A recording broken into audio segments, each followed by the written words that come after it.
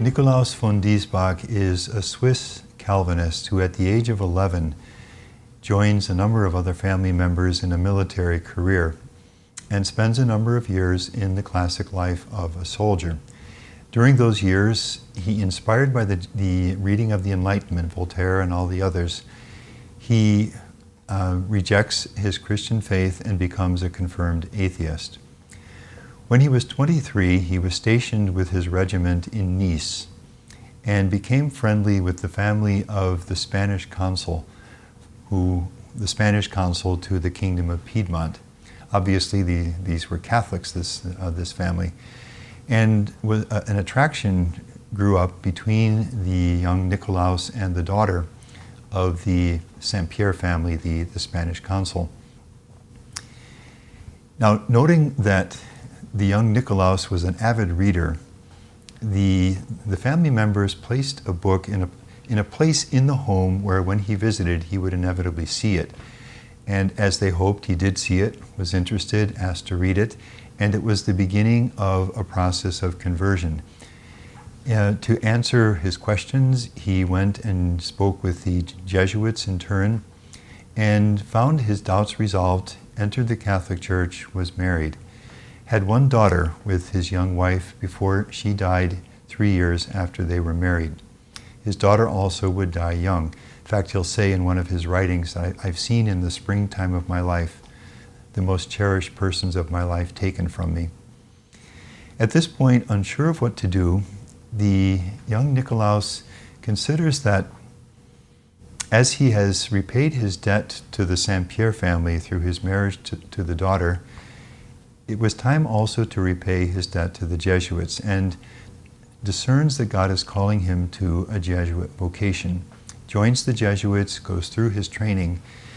Now, shortly after his ordination as a Jesuit priest, the Holy Father, caving into the suppression of the Catholic monarchs of Europe of the day, decrees the suppression of the Jesuits, who were doing marvelous work for the Church. It was a tragedy for the Church and actually was the final step which opened the way to the French Revolution in many ways. But what this meant was that the young Diessbach, Father Diessbach, now needs to find a new setting for his ministry, settles in the city of Turin, and that is how he happens to be in Turin when the young Bruno comes to Turin to begin his studies. And it's through the providential meeting of these two, the circumstances of which we know nothing. But at some point when Father Lanteri was 19 years old, the two of them met, and like so many others, the young Lanteri is fascinated by the figure of Diessbach. He had the kind of personality that made people just love him and want to be with him and enjoy conversation with him. There was a goodness about him that drew people to him, and became the spiritual director for the young Lanteri, who for the next 20 years will be guided by Father Diessbach until Father Diessbach's death. Now, in the course of those years, and really beginning with the very first years of that long relationship, the young Lanteri finds his basic theological and ecclesial identity through the person of Father Diessbach. Through Father Diessbach, he becomes a staunch supporter of the Holy Father. You know, in those days, infallibility had not yet been declared. That would come some years later in the First Vatican Council. But the young Lanteri will be for all of his life a staunch supporter of the infallibility of the Holy Father and the need to follow his teaching as the only way out of the confusion that too often surrounds us in life today. In his day, and certainly that principle remains equally valid even now.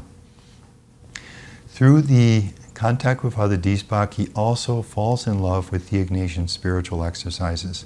Father Diessbach is a master of these, and in his own right, as his disciple, the future Father Lanteri will become a master of these and one who will train many others in the art of giving the spiritual exercises. Through Father Diessbach, he also comes to know and falls in love with the teaching of Alphonsus Liguori. And this is certainly his moral theology, which Lanteri would champion for the rest of his life. But not only, also his deep love for the Holy Father and the support of the magisterium of the Church, his deep Marian love, which would become a marked characteristic at the very heart of Venerable Lanteri as he would live the years of his life. So that it was from Diessbach that the young Lanteri absorbs these various points which will become key in his ministry, together with them his deep love for the written book. Father Diessbach, after reading a book, changed his entire life and brought him to faith in Christ, dedicated much of the rest of his life to getting the right book into the hands of Catholics, and would distribute through his collaborators hundreds of thousands of books. The young Lanteri imbibes that sense of the importance of the written word, which in their day was the key instrument of culture, the key instrument for the transmission of ideas. The Industrial Revolution was just taking place, and it became possible now to print books much more cheaply than ever before. Cities were growing, libraries were being formed. Reading was the cutting edge of culture.